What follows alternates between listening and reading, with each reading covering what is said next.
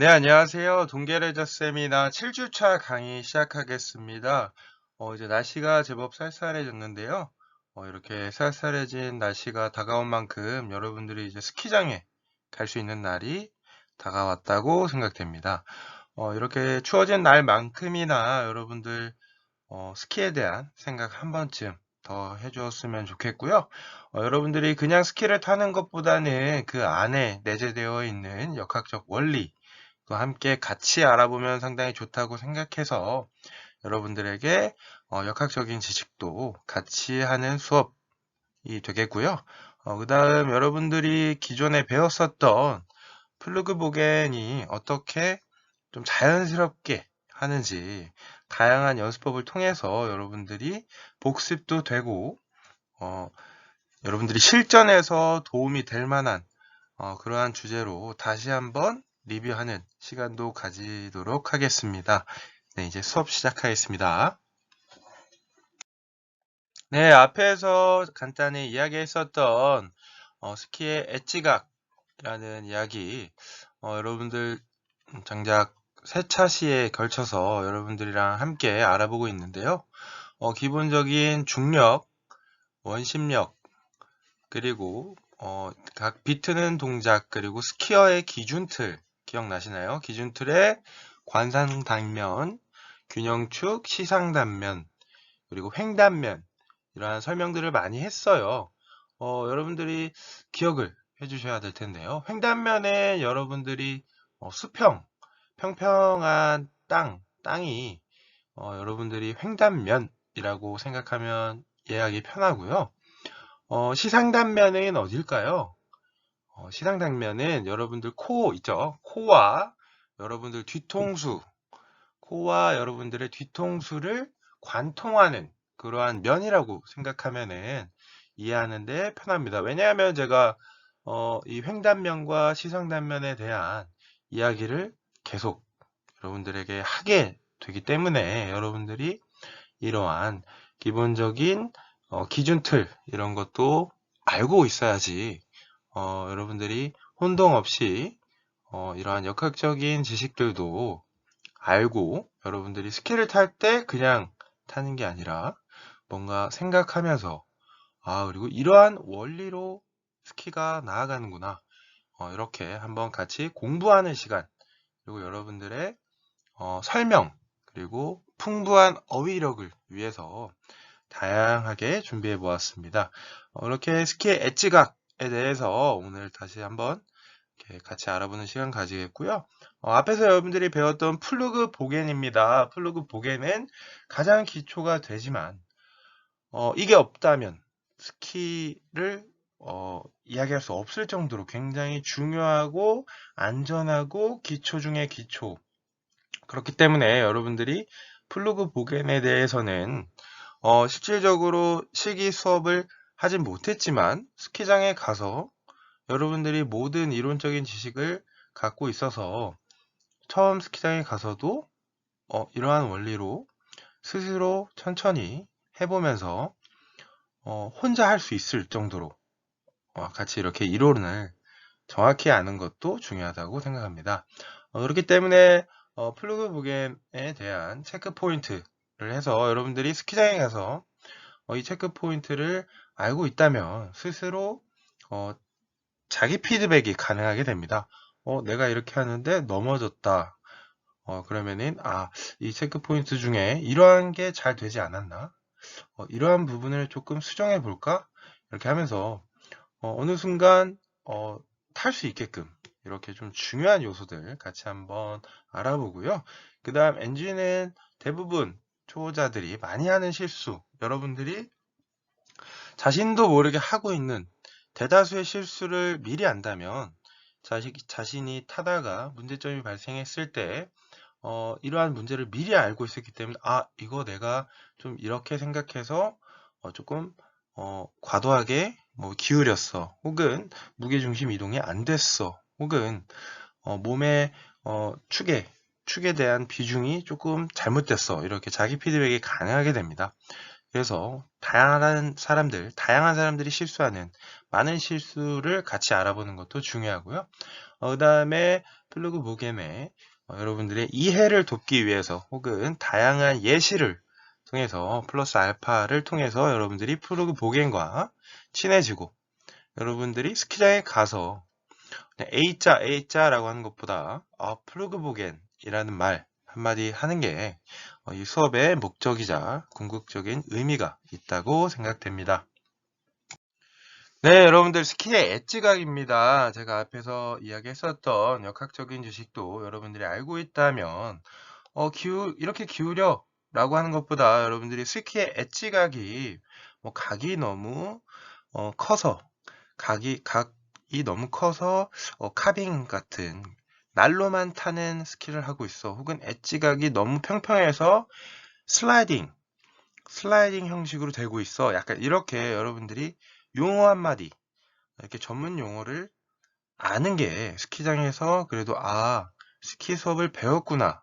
혹은 탈 줄만 알고 용어는 잘 모르는구나. 이게 약간 구분이 됩니다. 그렇기 때문에 저도 실기를 배웠을 때 이러한 전문 용어를 들을 시간이 많이 있지 않았고요. 왜냐하면 실기하는데 시간이 많이 할애되기 때문에, 그리고 공간 자체도 넓기 때문에 엣지각이란 표현을 저는 아마 잘 듣지 못했던 것 같습니다. 그렇기 때문에 여러분들은 배웠기 때문에, 그리고 스키에 대한 역학적인 지식도 여러분들이 갖고 있어야 하기 때문에 이러한 용어를 썼으면 좋겠고요. 제가 앞에서 예시를 들었던 카빙턴은 지금 이 움직임의 방향이 어떤가요? 면적이 굉장히 좁죠.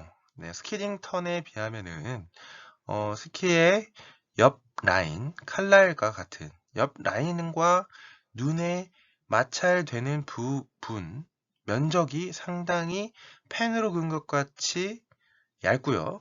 스키딩 턴의 경우는 굉장히 넓습니다. 그러면 무슨 차이가 벌어질까? 라고 하면은 여러분들이 이 주황색 펜 막 이렇게 칠해진 거 보이시죠? 밑에 부분에. 그럼 왼편은 상당히 좁고 스키딩 턴은 구불구불하게 상당히 많다라는 거. 이런 그림을 보면서 여러분들이 이렇게 면적이 좀 다르구나. 그런 걸 배경으로 카빙턴과 스키딩턴이 이렇게 구분되는구나. 이렇게 여러분들이 알고 있으면은 용어가 친해지고 그 용어를 언제 얘기해야 될지 여러분들이 알게 됩니다. 그래서 오른쪽 위에 용어 정리 보시면은 아무래도 여러분들 처음 용어를 접하게 되면은 상당히 무슨 말인지도 잘 모르겠고 언제 써야 될지 어렵고 무슨 의미인지 좀 어려울 수 있습니다. 그렇기 때문에 용어를 계속 여러분들이 입으로도 사용하고 여러분들이 역으로 지도자가 되어서 설명을 해본다면 조금 더 용어들과 친해지고 스키장에서 이 용어를 이야기할 수 있는 그러한 능력, 그러한 기억 이렇게 되었으면 좋겠습니다. 처음에 엣지 앵글입니다. 한국말로 엣지 각이라고 표현을 하고요. 설명과 스키 바닥면 사이의 각도를 엣지 각이라고 표현합니다. 다시 한번 이야기하면 설명과 스키 바닥과 사이의 각도를 엣지 각. 그럼 카빙턴의 엣지 각은 작을까요? 많을까요? 자연스럽게 엣지 각은 높겠죠. 그렇죠. 거의 90도에 가깝게 엣지각 혹은 80도, 70도에 가깝게 엣지각을 세웠구나. 그래야지만 설명과의 닿는 면적이 A 카빙턴과 같이 적어지겠죠. 네. 그럼 엣지각이 낮다면 스키딩턴과 같이 스키 바닥면으로 눈 면과의 마찰을 상당히 많이 하는 스키딩턴이 되겠죠. 여러분들이 이런 용어, 어떠한 원인, 엣지각의 높음과 낮음으로 인해서 카빙턴과 스키딩턴이 구분지어지는구나. 엣지각의 각도는 이렇구나. 친해져야 됩니다. 다음은 앵귤레이션입니다. 엣징을 효과적으로 만들기 위한 몸의 동작을 앵귤레이션이라고 합니다. 여러분들이 책을 보거나 혹은 여러분들이 나중에 나아가서 유튜브 채널을 보거나 다양한 이런 혹은 서적을 읽거나 할 때도 앵귤레이션 뭐지? 앵귤레이션 무슨 용어지? 앵귤레이션은 엣징, 엣지각을 효과적으로 만들기 위한 몸의 동작이구나. 그걸 영어로 앵귤레이션이라고 하는구나. 네, 두 번째 용어 정리입니다. 다음 세 번째입니다. 세 번째 용어 정리는 왼편의 사진과 그림과 같은 스키를 미끄러뜨리지 않으면서 엣지를 사용하여서 회전한다. 네, 그렇죠. 미끄러뜨리지 않으면서 엣지를 사용하여 회전한다. 카빙턴은 엣지각을 크게 하여서 가속, 속도가 높아진다. 점점점 빨라진다. 가속을 하고요. 스키딩턴은 스키가 옆으로 미끄러진다라고 스키딩턴이 있습니다. 여기도 엣지각을 낮게 혹은 작게 하여서 감속을 할 때, 스키딩턴을 하는구나. 여러분들 이제 카빙턴, 스키딩턴, 이거는 엣지 앵글과 연관이 되어 있구나. 이 용어 같이 이렇게 편해져야 여러분들이 나중에 스스로 책을 보거나 그럴 때도 알게 됩니다. 네, 엣지각에 대한 부가적인 설명입니다. 여러분들이 엣지각 하면은 뒤에서 봤던 스키 면과 설면 바닥 사이의 각도라는 걸 알고 있습니다. 하지만 보다 보면은 사이드 컷이라는 용어도 나오고요.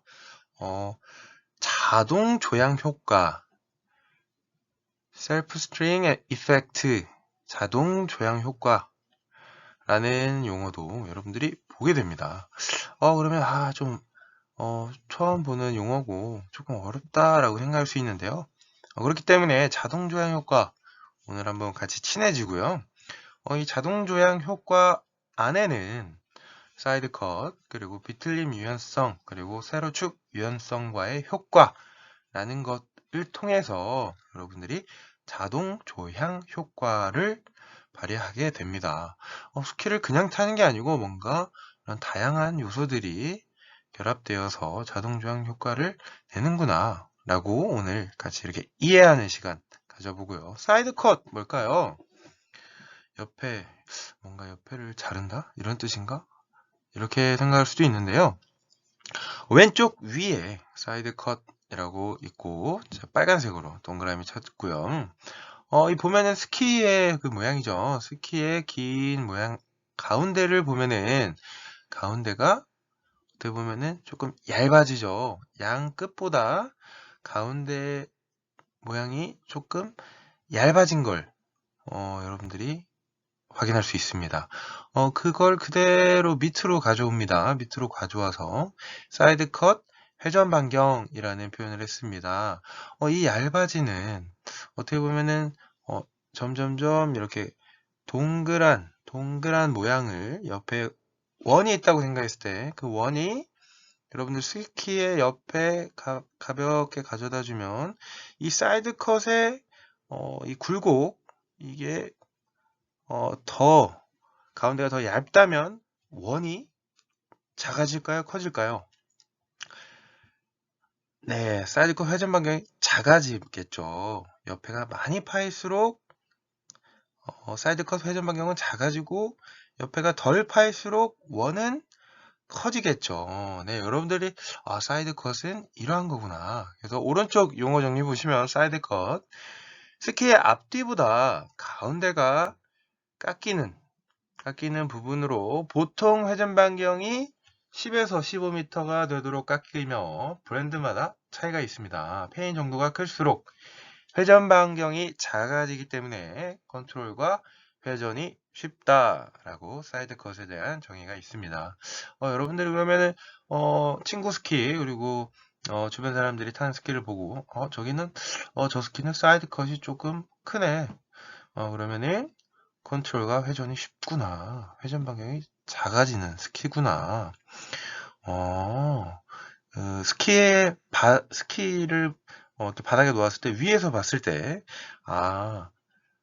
탑과 테일보다 가운데가 살짝 얇은데 그게 사이드 컷 옆에 원을 댔을 때 사이드 컷의 회전 반경에 따라서 컨트롤과 회전이 연관성이 있겠구나 라는 생각 한 번쯤 해주셨으면 좋겠고요. 여기에 역학적인 원리 공격각이라고 많이 표현을 했었죠. 공격각 이거는 근데 여러분들은 스키에서 조향각은 뭘까요? 조향각은 스키와 진행 방향 사이의 각도라고 표현을 했습니다. 예를 많이 들었죠. 여러분들의 차 타실 때 혹은 버스를 탔을 때 손을 내밀면 안 됩니다. 손 다칩니다. 예를 드는 겁니다. 혹은 여러분들이 빠르게 뛸 때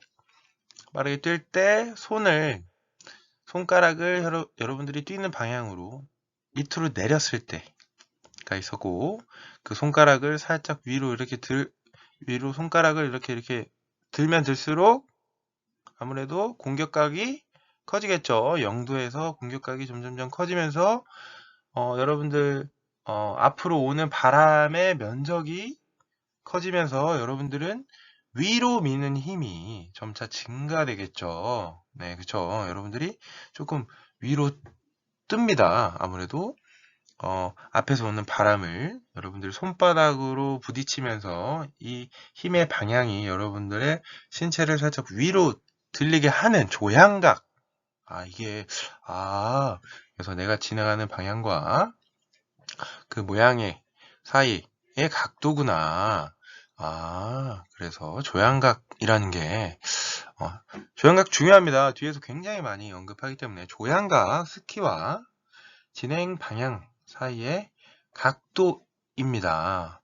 여러분들이 조향각 한 번쯤 생각하고요. 이게 여러분들이 기본적인 스키를 타는데 발생하는 역학적 원리이기 때문에 조향각이라는 용어 상당히 좀 어려울 수도 있지만 계속 제가 반복을 하는 이유는 뒤에서 조향각을 모르면 이해하기가 더 어려워집니다. 그렇기 때문에 여러분들이 조향각이라는 거 다시 한번 그림을 보면 스키와 진행 방향 사이의 각도 여러분들이 그러니까 손가락을 살짝 이렇게 진행 방향을 살짝 위로 들면 조향각이 발생해서 위로 미는 힘이 커진다.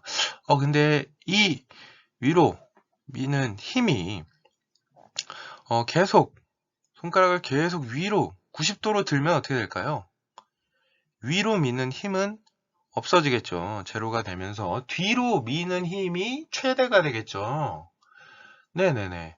왜냐면은 바람이 여러분 손바닥을 많이 부딪히기 때문에 바람은 제가 진행하려는 방향과 반대 방향으로 하면서 여러분들이 아무래도 많은 바람의 저항을 받기 때문에 뒤로 미는 힘이 조향각이 최대 90도가 됐을 때 뒤로 미는 힘이 가장 커진다라고도 여러분들이 오른쪽 밑에 사진을 보면서 알아둬야 됩니다.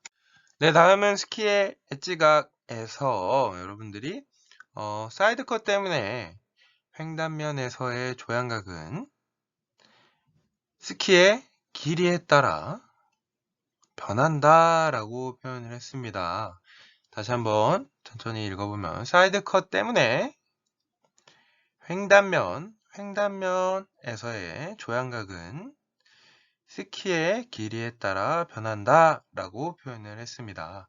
네, 그렇기 때문에 제가 이 용어가 여러분들 반복이 많이 되죠. 그래서 제가 옆에 사진으로 준비해 보았습니다. 그래서 조향각의 크기가 가장 큰 끝에 부분 보이시죠? 네, 그리고 횡단면 제가 처음 시작 도입부에 횡단면 여러분들 어떻게 보면 조금 역학적인 지식으로 보았을 때 여러분들이 허리 부분을 조금 잔인한 표현인데 검으로 옆으로 가로로 팍 가로질렀을 때 횡단면. 횡단면이죠. 제가 앞에서 가로로 여러분들 가로로 즉 지상과의 어떻게 보면은 수평이 되는 면이고요. 시상단면 보이시죠? 자, 예를 들었죠. 코와 뒤통수를 가로지르는 면, 시상단면, 횡단면. 그래서 다시 한번 읽어보겠습니다. 사이드 컷 때문에 횡단면에서의 조향각은 스키의 길이에 따라 변합니다. 네, 그죠? 여러분들, 이제 용어들 제가 왜 계속 강조했는지 그 의미를 여러분들이 알아야 됩니다.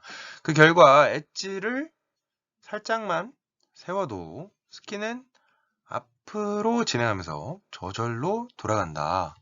다시 한번 그 결과 엣지를 살짝만 세워도 스키는 앞으로 진행하면서 저절로 돌아가는구나 라는 거 여러분들 한번 기억하고요. 한 번쯤 그러한 원리로 돌아가는구나 라고 생각하면 됩니다. 자, A에서 휘어진 사이드 컷으로 탑 부분은 가장 큰 조향각을 가진다. 네, 왼쪽에 그림을 보면은 사이드 컷으로 탑 부분이 가장 큰 조향각을 갖는 거. 그렇죠. 가운데 부분이 약간 제일 얇고 탑 부분 두꺼워서 조향각. 이래서 살짝 스키가 돌아가는구나 라는 거 여러분들 이해하면 되고요. B를 한번 볼까요? B는 스키의 사이드 컷의 각도가 커서 저절로 돌아갈 것이고 스키를 돌게 하는 토크가 어떻게 발생하는지 분명히 보여줍니다. 네, 그렇죠. 앞에서 얘기했던 용어들 사이드 컷 그리고 횡단면, 조향각 이런 용어들 여러분들이 알고 있다면 그냥 돌아가요. 이렇게 표현하는 것보다 이것은 사이드 컷의 영향으로 사이드 컷 회전 반경의 영향으로 탑 부분의 조향각이 가장 높기 때문에 스키는 저절로 돌아갑니다. 라는 표현을 하는 것과 그냥 하다 보면 돌아가요. 왜? 무슨 이유로? 약간 이런 여러분들이 의문을 던져야 됩니다.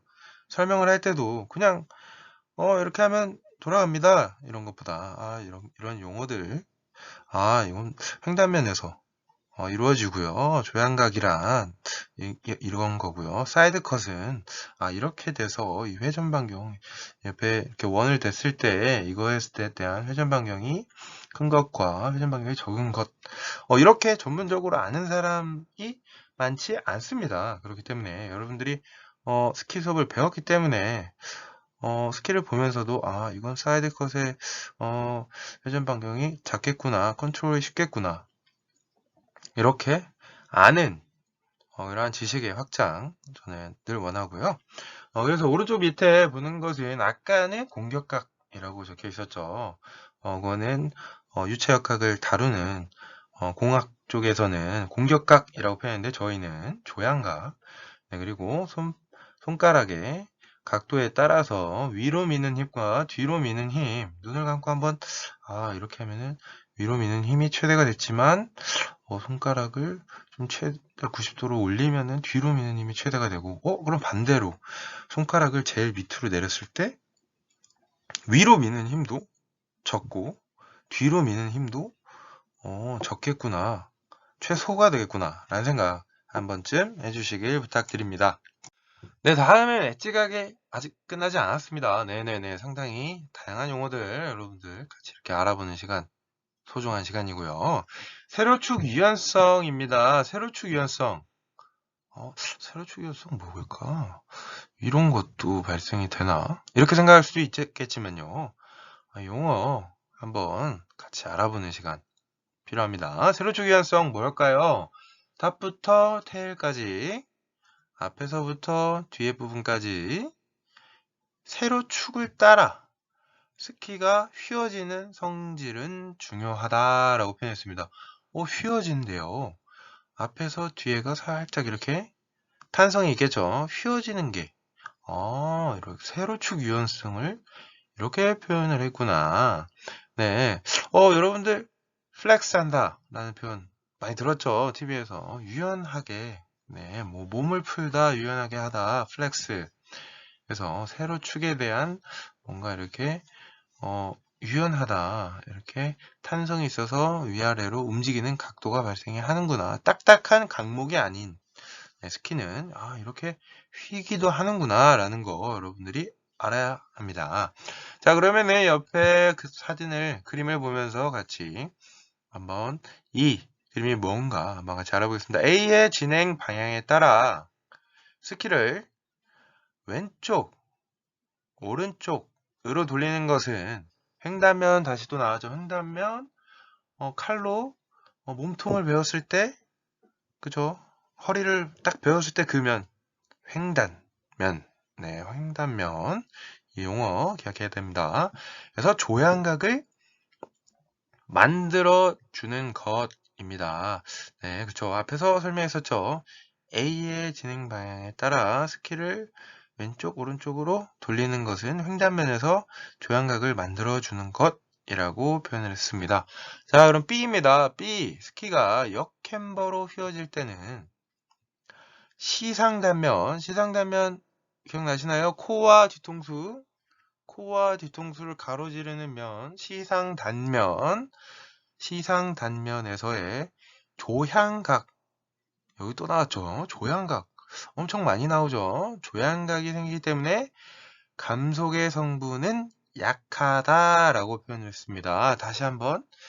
B. 스키가 역캠버로 휘어질 때는 시상단면, 코와 뒤통수에서의 조향각 여러분들 손가락을 살짝 들었을 때 손가락을 밑에 면과 손가락의 방향에 그 각도 조향각이 생기기 때문에 감속의 성분은 약하다라고 표현했습니다.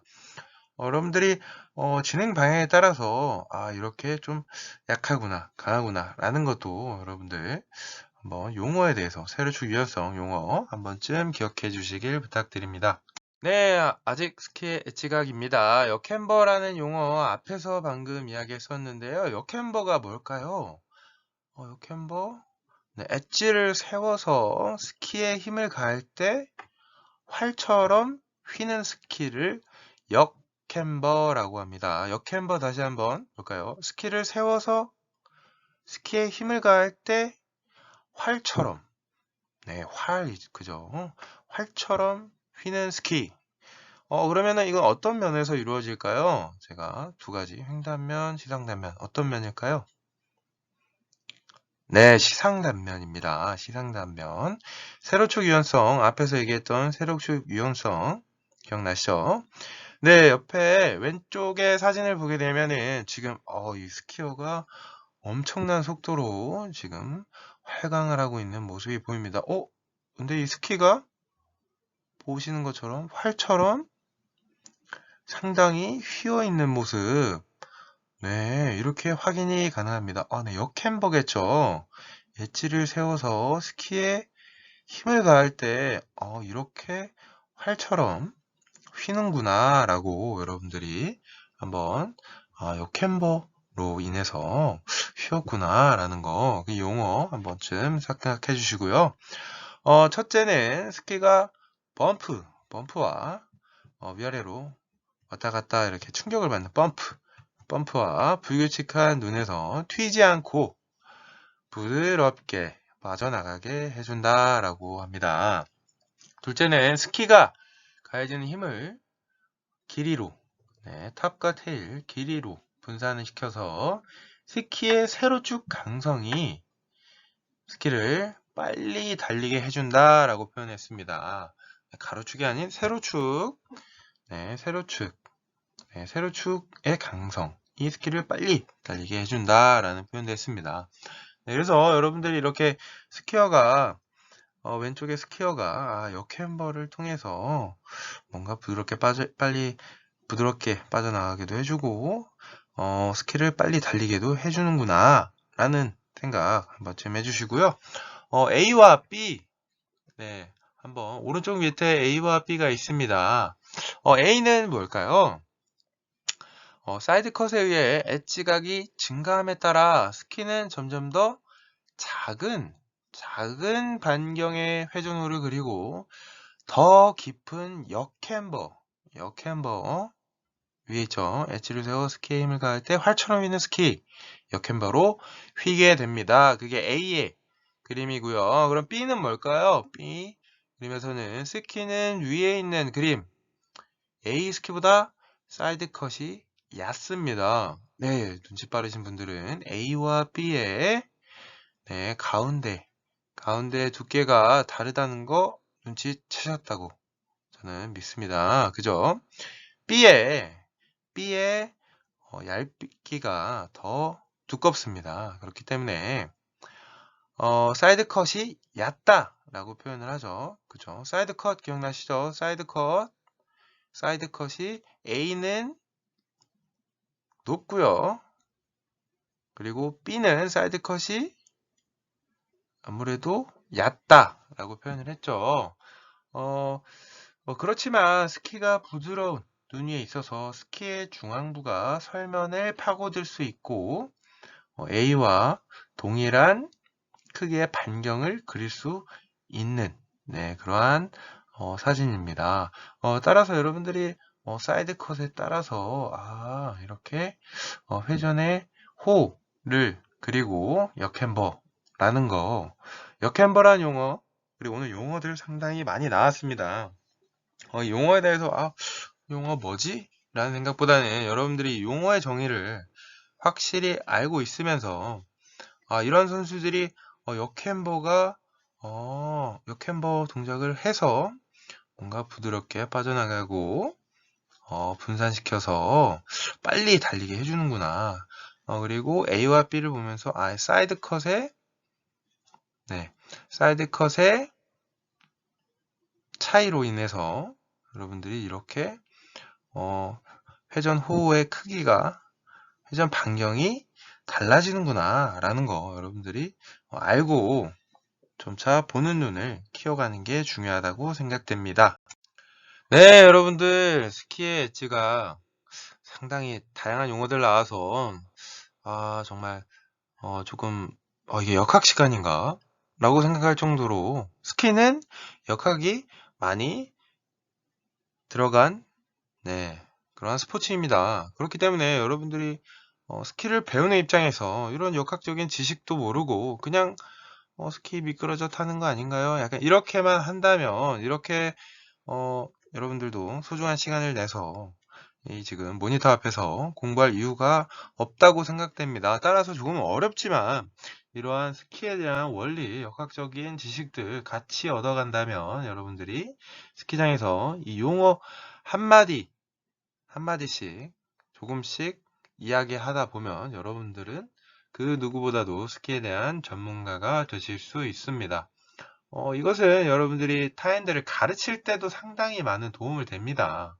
그냥 이렇게 하세요가 아닌 지금 역캠버가 너무 작습니다. 이제 이 스키는 사이드 컷의 크기가 조금 회전 반경이 조금 작아서 이렇게 전문 용어들을 원심력과 중력의 관계 그리고 여러분들이 스키어의 이러한 원리들을 이해하고 설명을 한다면 더 전문성 있게 티칭을 할 수 있겠죠. 저는 여러분들이 스키장에서 초보자들에게 스키를 알려줄 수 있는 그러한 지식을 얻기를 바랍니다. 그렇기 때문에 프로그북엔 조금 더 자연스럽게 조금 더 적은 힘, 효율적인 스키를 타기 위해서 내추럴 프로그북엔입니다. 지금 동작은 여러분들 다 알고 있겠죠? 네. 기억이 잘 안 날 수 있습니다. 당연히.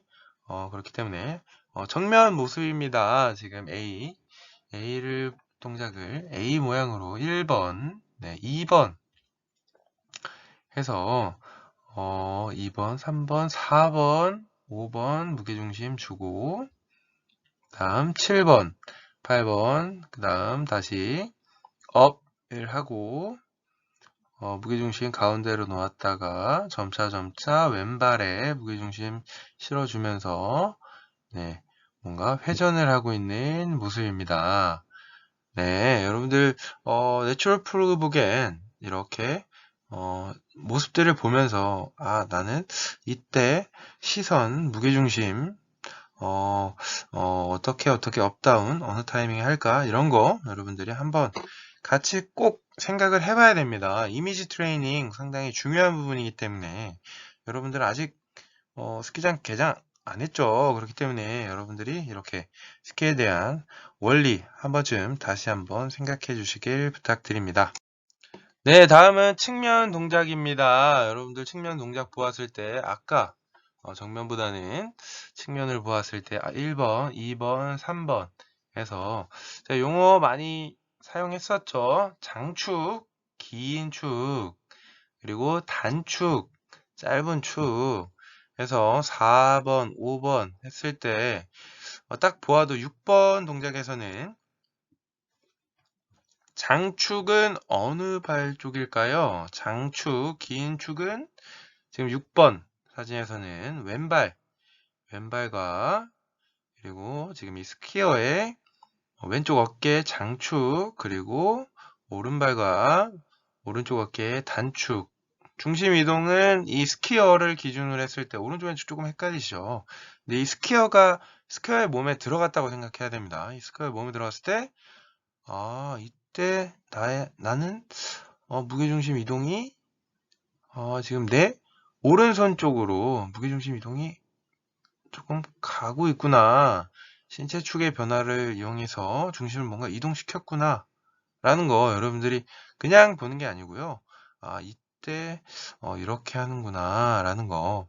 그래서 7번, 8번, 9번, 10번에서 무게중심 11번은 스키어의 왼쪽으로 이동하면서 무게중심 이동하면서 장축과 단축 해서 13, 14, 15, 16 해서 네, 점차 회전을 끝까지 하고 20번에는 다시 업을 해줘서 무게중심을 가운데에 두었구나 라는 거 여러분들이 이제 풀구부겐을 확실히 알아야 됩니다. 네, 앞에서 이야기했었던 여러분들이 중심의 이동 그리고 장축과 단축 여러분들 기억하시죠? 여러분들이 이 사진을 보면서 혹은 첫 번째 신체 축의 변화를 이용하여서 중심을 이동시킨다 이것만 하는 게 아니고요. 어떻게 장축과 단축을 몸에 설정을 하고 내가 원하는 하고자 하는 방향이 의 오른손, 지금 오른발이죠. 이게 장축이 되고 왼쪽 어깨가 단축이 되면서 무게중심 이동이 왼쪽으로 이루어지는구나 라고 조금 디테일하게 자세하게 설명을 해야 됩니다. 그냥 신체 축의 변화를 이용해서 중심을 이동시킨다 라고만 대부분 과제를 그렇게 했죠. 하는 게 아니고 부가 설명 여러분들도 설명을 해야 됩니다. 그냥 1번 이거야 이게 아니고요. 신체 축의 변화를 이용하여 중심을 이동시킬 때 하고 장축과 단축에 대한 설명을 하고 무게중심 이동이 이렇게 이루어진다라고 부가 설명해야 됩니다. 네, 여러분들 꼭 기억해 주시길 부탁드립니다. 네, 다음은 내추럴 프로그램 체크포인트 두 번째입니다. 골반을 돌려서 스키의 회전을 이끌어낸다 라고도 표현을 합니다. 이때 골반을 살짝 돌려서 스키의 회전을 이루어진다. 여러분들 뭔가 공을 던질 때도 팔꿈치 그 다음 손목이 이동을 하듯이 신체는 체인으로 연결되어 있습니다. 그렇기 때문에 여러분들이 골반을 회전시키면은 발바닥은 자연스럽게 골반의 방향으로 같이 따라가겠죠. 여러분들이 분리가 되어 있지 않다면요. 골반이 회전하면 자연스럽게 스키도 따라가서 회전을 합니다. 여러분들이 이 내추럴 플루그 보겐을 할 때는 플루그 스탠스 유지하고요. 안쪽 다리 구부리면서 신체 축을 안쪽으로 기울이며 회전을 시작하고요. 동시에 바깥 다리를 펴면서 적절한 하중을 주어 외력에 버틸 수 있는 자세를 만들어야 돼요. 그 다음 이렇게 회전 자세가 만들어지면 골반을 서서히 안쪽으로 회전시키며 스키를 돌려주기 시작하고요. 외력에 맞도록 바깥스키에 하중을 걸어주며 회전을 계속합니다. 회전 시 안쪽 발은 지금은 사진의 왼발 안쪽 발은 뒤꿈치 쪽에 하중을 걸어주고요. 바깥발 지금 스퀘어의 오른발 바깥발에 앞꿈치 발가락 쪽 앞꿈치 쪽에 하중을 실어야 양 스키가 컴파스처럼 원활하게 회전할 수 있습니다. 이때 회전을 마무리하면서 회전의 중반부가 넘어가면 안쪽 다리를 지금 왼다리죠. 왼다리를 펴면서 기울어졌던 신체 축을 일으키면서 다시 중립 자세로 돌아옵니다. 이때 바깥발의 하중도 발바닥, 앞꿈치, 발가락 쪽에서 뒤꿈치로 이동하면서 부드럽게 회전을 만들어내야 합니다. 네, 여러분들 이렇게 골반을 회전을 할 때 신체 축의 변화와 중심의 이동으로 만들어진 낙하력을 스키가 돌아가는 회전력으로 바꾸기 위해서 신체의 회전이 이렇게 필요하게 됩니다. 이를 위해서 회전의 자세가 만들어진 상태에서 신체의 골반을 회전 방향으로 돌리며 스키의 회전을 이끌어내야 하는데 단순히 골반만 회전하는 게 아니고요. 짧은 안쪽 신체 축을 중심으로 몸 전체가 돌아가고 긴 바깥쪽 신체 축이 원을 그리며 회전하게 됩니다. 다만 골반은 몸통의 중심이기도 하고요. 머리끝부터 발끝까지 가운데에 위치하고 있으므로 골반을 돌려주게 되면 몸 전체가 쉽게 회전하기 때문에 골반의 회전이 몸 전체의 회전을 쉽게 이끌어낼 수 있습니다. 이렇게 자연스러운 골반의 움직임을 만들어내기 위해서는 회전에서의 시선 처리도 중요합니다. 회전이 시작될 때 다음 회전 방향으로 시선과 머리를 굉장히 중요합니다. 다음 회전 방향으로 시선과 머리를 돌려주며 신체가 원활하게 돌아갈 수 있도록 준비해야 하고요. 회전이 마무리될 때 미리 다음 회전 방향으로 시선을 움직여서 신체가 자연스럽게 다음 회전 방향으로 움직일 수 있도록 유도해야 합니다. 네, 앞에서 간단히 컴파스라는 예시를 들었었는데요. 세 번째 체크 포인트는 안쪽 축을 중심으로 바깥 축을 컴파스처럼 돌려준다라고 합니다. 저는 초등학교 때 컴파스를 통해서 기준점을 찍고 삥 돌려서 연필로 이렇게 동그라미를 만들었던 기억이 납니다. 요즘 초등학교에서는 하고 있는지 정확히는 네, 제가 요즘 초등학교는 잘 모르겠는데요. 이 내추럴 스키에서 여러분들이 골반의 회전이 스키의 회전을 이끌어내는데 이때 안쪽 축, 단축을 중심으로 바깥쪽 축이 넓게 회전하는 컴파스의 이미지가 필요하게 됩니다. 즉 안쪽 발의 뒤꿈치 다시 한번 설명하면 이 스퀘어의 왼발의 뒤꿈치부터 어깨까지 이어지는 안쪽 신체 축을 중심으로 몸 전체가 크게 회전하며 결과적으로 바깥쪽 신체 축이 큰 원을 그리며 컴파스처럼 회전하는데 컴파스의 경우는 안쪽 축, 왼발의 단축이 한자리에 고정된 상태에서 바깥축만 회전하며 원을 그리게 되지만 이 내추럴 플러그 보겐에서는 양 스키가 활주하면서 동시에 회전하기 때문에 실제로는 컴파스처럼 제자리에서 돌지는 않겠죠. 오히려 기차 레일과 같은 모양으로 S자 있죠? 여러분들 S자 모양으로 회전하게 됩니다. 이처럼 두 개의 축을 이용하여 컴파스처럼 안정되게 회전하기 위해서는 안쪽 축을 짧게 하여 신체 중심을 회전의 안쪽으로 이동하는 것도 중요하지만 회전에서 발생하는 외력에 대항하기 위해 바깥발에 적정의 하중을 가해야지만 중심을 잃지 않고 양 스키가 원활하게 움직이는 효율적인 회전을 할 수 있습니다. 또한 비교적 작은 원을 그리며 움직이는 안쪽 축에 비해서 바깥쪽 축은 큰 원을 그리며 회전하게 되므로 바깥쪽 축이 원활하게 회전하기 위해서는 바깥 스키의 전후 운동이 필요하게 되고 더욱 깊은 회전할 때는 이러한 전후 운동을 확실하게 이용해야 합니다. 이를 위해서는 발목을 아래로 폈다가 위로 당겨주는 발목 조작은 물론이고 바깥쪽 신체축 자체가 조금 전후로 움직이는 적극적인 신체축의 전후 운동이 필요합니다. 네, 다음은 안쪽 스키의 탑을 회전 안쪽으로 돌려준다입니다. 기존 기술에서는 스키가 회전할 때 스키어의 한가운데를 통과하는 중심축을 기준으로 양 스키가 같은 형태로 회전하였지만 내추럴 스키 테크닉에서는 기본적으로 안쪽 스키와 바깥쪽 스키의 회전 형태가 조금 달라지게 됩니다. 즉 안쪽 스키는 스키의 테일을 중심으로 스키의 탑이 많이 움직이는 탑 슬라이드 성향을 많아지고 바깥 스키는 스키의 탑을 중심으로 스키의 테일이 많이 움직이는 테일 슬라이드의 비율이 커지게 되는데 이것은 우리가 많이 사용하는 킥턴과 같은 원리라고 할 수 있습니다.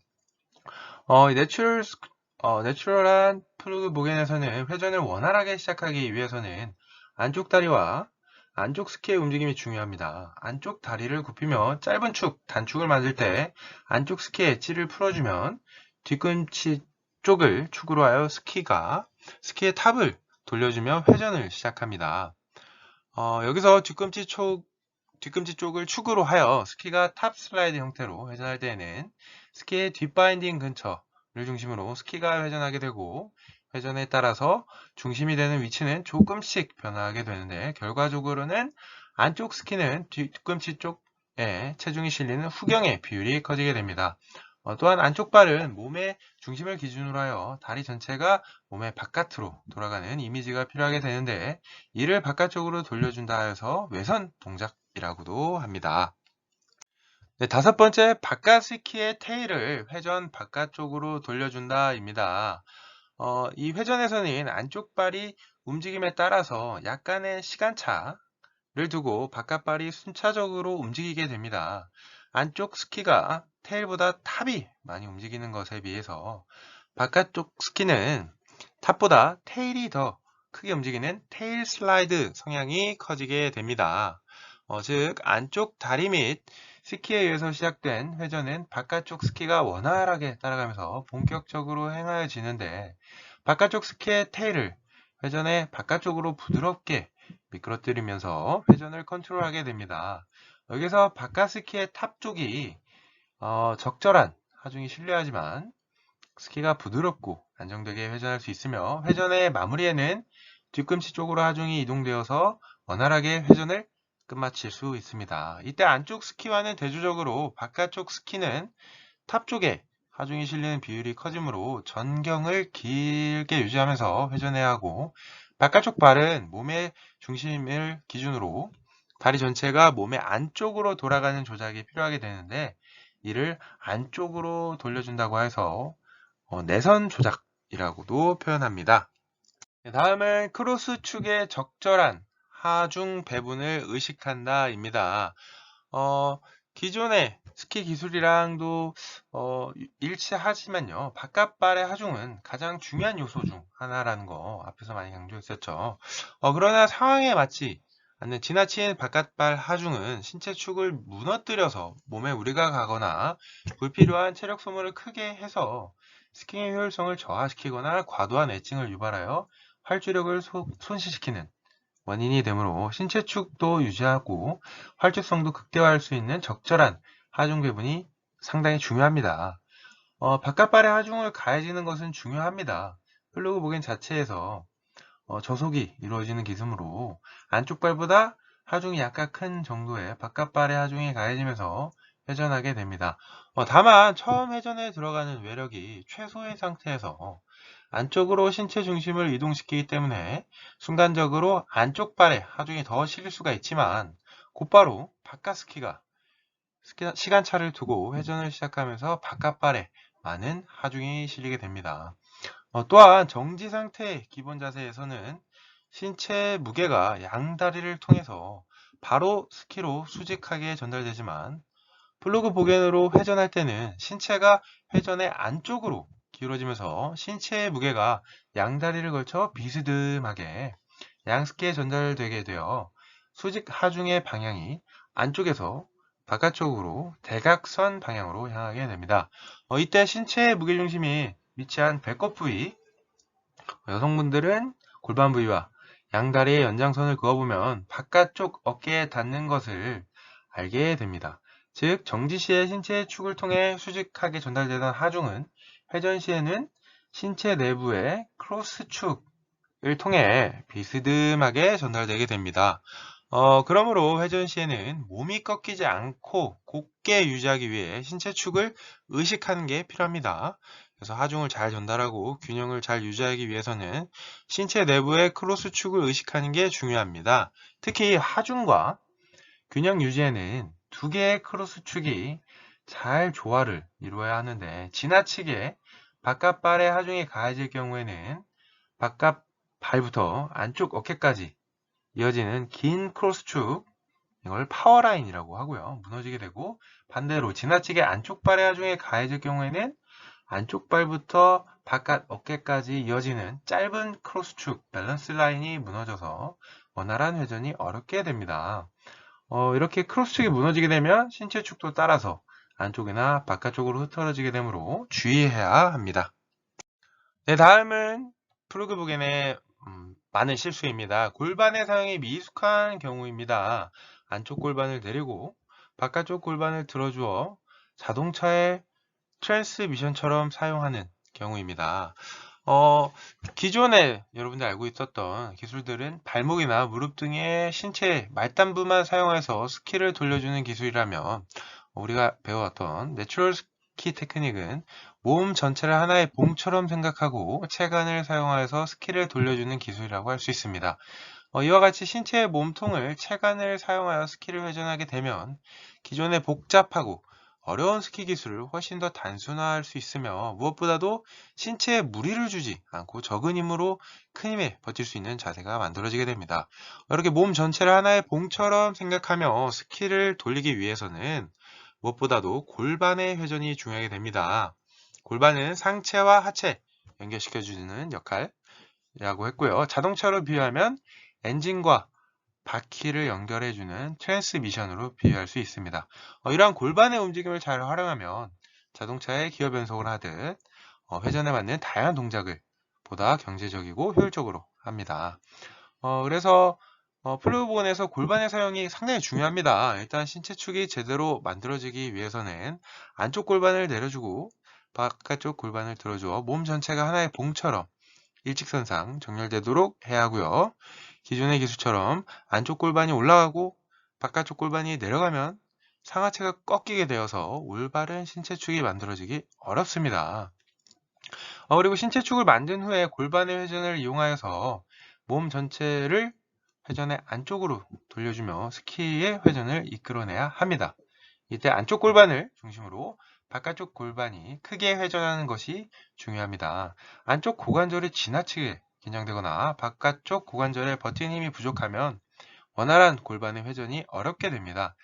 따라서 평상시 거울을 보면서 안쪽 골반을 중심으로 바깥쪽 골반을 크게 돌려주는 연습을 해서 자연스러운 골반의 사용을 미리 익혀두는 게 좋습니다. 네, 다음은 밸런스 능력이 모자른 경우입니다. 안쪽 발은 후경, 바깥 발은 전경을 유지하면서 회전을 해야 하는데요. 골반을 중심으로 양스키가 자연스럽게 회전하기 위해서는 필요한 또 한 가지 능력이 신체의 밸런스 능력입니다. 신체 중심축을 기준으로 양쪽 스키의 같은 형태로 회전을 했던 것에 비해서 이번에 배웠던 내추럴 플루그 보게는 안쪽 신체축을 중심으로 바깥쪽 신체축이 크게 회전하므로 양 스키의 움직임이 서로 달라지게 됩니다. 안쪽 스키는 탑의 움직임이 커지고 바깥쪽 스키는 테일의 움직임이 커지게 되므로 안쪽 다리와 바깥쪽 다리의 밸런스도 달라져야 하고요. 즉 안쪽 스키의 탑이 더 많이 움직이려면 약간의 후경 자세가 만들어야 되고, 바깥쪽 스키의 테일이 더 많이 움직이려면 약간의 전경 자세가 만들어져야 합니다. 이렇게 양스키에서 후경과 전경이 동시에 만들어지는 것은 난이도가 상당히 있습니다. 특히 안쪽 스키의 후경 자세가 만들어지지 않아서 안쪽 스키의 탑이 걸리며 안쪽 축이 원활하게 돌아가지 않거나 바깥쪽 스키의 정경 자세가 부족하여 바깥 스키의 테일이 걸리며 몸 전체가 부드럽게 회전하지 않는 경우가 많이 생기게 됩니다.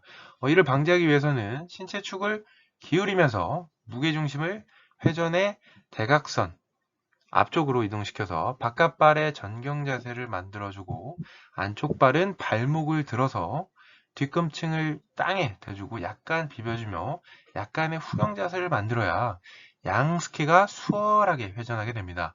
또한 양 스키가 약간의 전후차가 생긴 상태에서 회전하여야 각각의 밸런스를 유지하기 쉬워집니다. 즉 상체와 골반은 회전 방향으로 미리 돌려주어서 내향 자세를 만들어야 하지만 안쪽 스키와 바깥쪽 스키는 오히려 안쪽 스키가 조금 앞에서 내밀어서 회전을 이끌고 바깥쪽 스키는 약간 뒤쪽으로 빠진 상태로 앞뒤 차이가 생긴 전후차를 유지하면서 회전을 하는 것이 좋습니다. 이렇게 전후차를 적당하게 만들어주면은 안쪽 스키 앞에 있으므로 후경이 만들어지고 바깥쪽 스키는 뒤에 있으므로 전경이 만들어져서 보다 원활한 회전이 가능하게 됩니다. 네, 다음은 내추럴 프로그보겐 플러스 알파입니다. 이게 이런 다른 예시를 들으면서 이해를 돕기 위해 준비해 보았고요. 볼, 컵, 이중컵의 낙하 운동을 예시로 들었습니다. 회전을 쉽게 이해하기 위해서는 세 가지 모델링이 유사하고요. 즉 경사면에서 볼과 컵 그리고 이중컵의 세 가지를 굴렸을 때 각각의 낙하 운동을 보고 내추럴한 회전의 원리를 이해할 수 있습니다. 첫 번째로 둥근 볼을 경사면에 굴리는 것을 생각해 볼 수 있습니다. 볼을 경사면에 가만히 두면 중력에 의해서 저절로 구르기 시작하며 경사면 방향으로 낙하를 합니다. 또한 볼을 옆으로 굴리게 되면 볼은 옆으로 구르는 동시에 아래로 미끄러지면서 포물선을 그리며 낙하하게 됩니다. 만약 경사면을 구르는 볼을 스키처럼 둥글게 회전시키기를 원한다면 공이 최대 경사선을 향했을 때 다시 옆으로 힘을 가해줘야 합니다. 네, 여러분들이 이 사진을 보면은 지금 볼의 곡선 낙하 그리고 둥근 컵이 네, 이렇게 회전을 하면서 모양을 이렇게 만들어주기 때문에 둥근 컵의 회전의 낙하 운동이 이렇게 이루어지고요. 이중컵의 연속 회전 낙하 운동을 보게 되면은 네, 지금 무게중심 이동이 따라서 이중컵은 연속 회전의 낙하 운동이 왼쪽과 오른쪽 이렇게 주어진다는 거 여러분들이 이중컵은 이렇게 돼서 S자가 이루어지는구나. 이러한 회전이 나의 신체와 나의 신체를 어떻게 해줘야 되는지 신체축 그리고 무게중심 그리고 이러한 컵 모양이 어떠한 원리로 이렇게 이동을 하게 되는지 여러분들이 한번 스키를 탄다고 생각했을 때 여러분들이 컵과 비유한다면 조금 더 이해가 편할 것이라고 생각이 됩니다. 네, 다음은 내추럴 회전의 연속성입니다. 왼쪽 사진을 보면은 계곡돌기 그리고 산돌기 구조상 이렇게 분류를 했었고요. 하지만 여러분들이 이러한 단축과 장축 그리고 무게중심 이동 그리고 전경, 후경 이러한 자세들을 여러분들이 익히게 된다면 계곡 돌기가 이렇게 연속적으로 이루어진다 라고 이렇게 표현을 하였습니다. 이렇게 여러분들이 구분 동작이 아닌 하나의 큰 연결이 되어서 자연스럽게 끊기지 않고 연속 동작, 연동 동작이 된다라는 걸 여러분들에게 예시를 들어서 한 번쯤 보여드리고 싶었습니다.